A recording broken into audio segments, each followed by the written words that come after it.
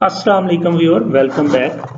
आज की इस वीडियो में हम देखेंगे कि जो हमारा VMware vSphere ESXi का जो टोटल हमने सर्वर डिप्लॉय किया है और उसके साथ vCenter कॉन्फ़िगर किया है, vCenter में क्लस्टर बना के उसकी प्रॉपरली हाई अवेलेबिलिटी और DRS हमारा कंप्लीट हो चुका है। हर चीज़ हमने ये सारी चीज़ों के कंप्लीट करने के लिए और DRS के से पहले हमने NFS सर्वर की भी कॉन्फ़िगरेशन देखी। तो ये सारे के सारे टास्क अभी तक हम कंप्लीट कर चुके हैं। अब मैंने आगे कंटिन्यू करने से पहले जो कि हमारा टेम्पलेट्स और बाकी फर्दर जितनी भी चीज़ें टॉपिक्स रहते हैं उनको हम डिस्कस करने से पहले मैंने ज़रूरी समझा कि आप लोगों को इसका सीक्वेंस बता दूं कि आपने जब अपना रियल टाइम नेटवर्क को जब आपने स्टार्ट करना है या शट डाउन करना है तो उसकी एक प्रॉपर सीक्वेंस है।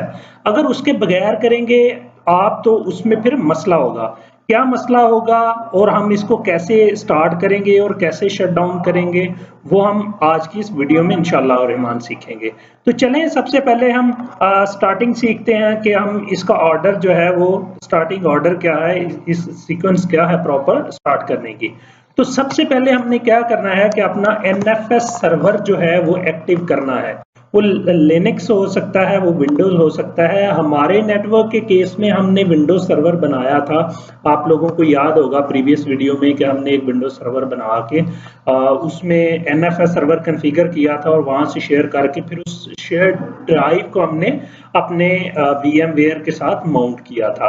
तो सबसे पहले आपने NFS सर्वर एक्टिव करना है। उसकी रीजन क्या है, अब रीजन भी साथ साथ बताता जाता हूं मैं। रीजन ये है कि अगर आप इसको बाद ये शट डाउन होगा तो आपकी जो शेयर ड्राइव्स पड़ी हुई हैं, जो वर्चुअल मशीन्स पड़ी हुई हैं, वो कहाँ पे पड़ी हुई हैं, वो NFS सर्वर में पड़ी हुई है। तो फिर आपका प्रॉपर ये स्टार्ट नहीं होगा। इसलिए सबसे पहले आपने NFS सर्वर स्टार्ट करना है।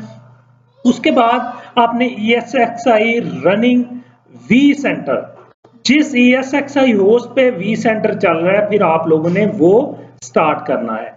ठीक हो गया, ताकि आपका प्रॉपर सीक्वेंस बनता जाए। आप लोगों को खुद ही चीजें समझ आती जाएंगी जब आप लोग सीक्वेंस देखेंगे। तो उसके बाद आपने अदर ESXi होस्ट जितने भी हैं, 2 3 4 5 6 10 जितने भी आपके ESXi होस्ट हैं, वो सारे के सारे स्टार्ट करने हैं। सबसे पहले NFS सर्वर, उसके बाद वो सर्वर जिसपे आपका vCenter एक्टिव है। ठीक है, उसके बाद आपने तमाम के तमाम vCenter निकाल देने सॉरी ऑन कर देने हैं। ठीक है, तो उसके बाद vCenter VM अप्लायंस, उसके बाद आपने क्या करना है कि अपना vCenter जो है उसको जाके एक्टिव कर लेना है।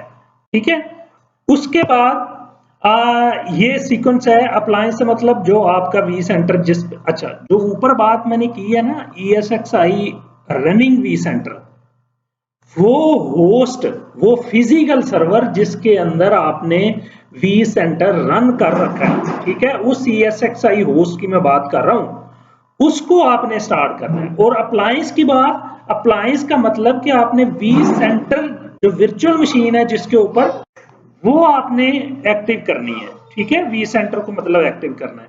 अब इसका शटडाउन करने का जो सीक्वेंस है वो क्या है वो भी देख लेते हैं। तो सबसे पहले हमने क्या करना है कि हमने vCenter VM जो है उसको कंप्लीटली शट डाउन करना है। ठीक है, अब सबसे पहले हम क्या करेंगे, जो हमारा vCenter कंप्लायंस है सबसे पहले हम उसको शट डाउन करेंगे। ठीक है, उसके बाद ESXi रनिंग vCenter। ठीक है, फिर वो जो कंप्लायंस जिस ESXi होस्ट पे चल रहा था हम उसको बंद करेंगे। उसके बाद हम क्या करेंगे, अदर ESXi होस्ट को बंद करेंगे और सबसे लास्ट पे जो है हम NFS सर्वर जो है वो डाउन करेंगे। ये सीक्वेंस आप लोग अगर आगे पीछे करते हैं तो आप लोगों को फिर बाद में मसले मसाइल पेश आएंगे और आप लोगों ने सीक्वेंस याद रखनी है और इसी सीक्वेंस के साथ आप लोगों ने अपने सर्वर्स को डाउन करना है। वैसे तो सर्वर जो है ना वो चले रहते हैं, इनको डाउन करने की जरूरत नहीं पड़ती, लेकिन अगर कभी करनी पड़ती भी है, जरूरत पड़ती भी है, तो ये सीक्वेंस आप लोगों ने हमेशा फॉलो करनी है। अगर वीडियो अच्छा लगा है तो कमेंट करके जरूर बताइएगा। अगली वीडियो में मिलते हैं। Thank you for watching. Allah.